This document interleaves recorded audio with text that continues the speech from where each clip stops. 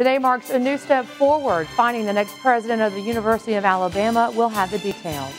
And people of faith gathered all across Tuscaloosa to pray for local, state, and national leaders. We'll take you to this special day of prayer service.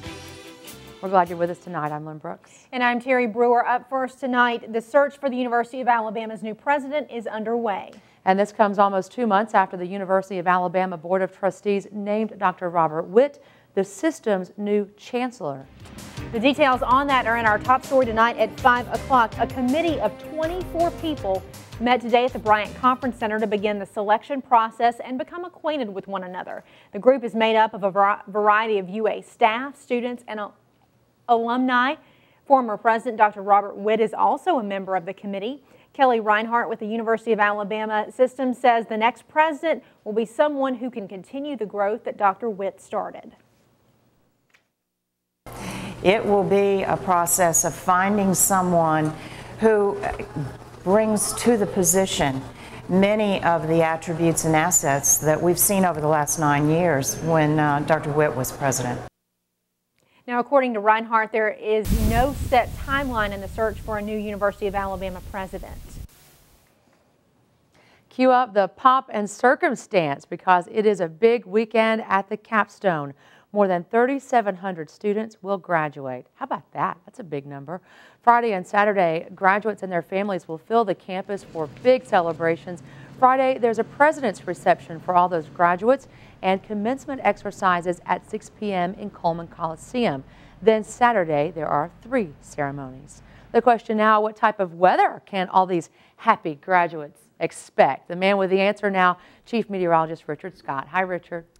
Hey, Lynn and Terry, good Thursday afternoon to you. Good news is, hey, the rain's moving out now, so if you're heading outdoors for graduation events happening over the weekend, we are looking mostly dry. Right now, rain's still falling on radar across parts of the area, mainly over West Alabama, East Alabama, the central part of the state, kind of catching a break right now, south of Birmingham towards Chilton and Talladega counties catching a break right now.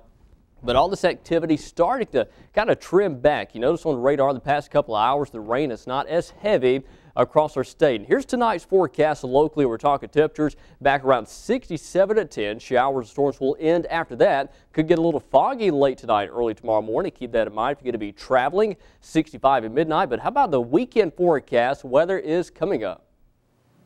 All right. Thank you, Richard. People of faith all around the country are celebrating a National Day of Prayer. They're gathering to pray for the country and its leaders. Every year, a local church here in Tuscaloosa opens its doors to our community to unite in a designated time of prayer. This year, it was Forest Lake Baptist Church hosting that big event. Tuscaloosa's Prayer Network Director William Scroggins told us prayer is simply a way to give thanks. We know that we're not a perfect people, so we have to, with prayers, repent, and we have to make changes in our lives to accommodate and honor the Lord. And prayer is just a major way. I think it's one of the main emphases that we have in our Christian churches in our nation today. The National Day of Prayer is the first Thursday in May. It dates all the way back to 1952. Just 1 year after the April 27th tornado's, recovery continues to bring in big names and very famous faces here to West Alabama. That's right. NASCAR driver Denny Hamlin spent the afternoon in Alberta City today. Hamlin, along with his primary sponsor FedEx, partnered with the Salvation Army to welcome the Torres family to their new home. The family's home was destroyed in the April storms. The new home was built by the United Methodist Committee of Relief. Hamlin says he's so glad he can help in the recovery process. New homeowner Benjamin Torres says no words can describe how thankful he is. It's a very surreal day. It's very exciting. It's very amazing. Words can't begin to describe the feeling that we have. You know, gracious to everybody that was involved, and I'm speechless. I've never actually been in a disaster area and seen it for myself in person until today, and it's amazing to see, you know, all the work that still has to be done in this area. FedEx also presented the local Salvation Army chapter with a check for $10,000. A portion of that donation went toward furnishing the family's new home. Hamlin will be racing at the Talladega Motor Speedway this weekend. On your Crime Watch, a Northport man has been arrested in connection with a shooting on the Tuscaloosa Strip. Tuscaloosa police say it happened around 1:30 this morning at the Bear Trap.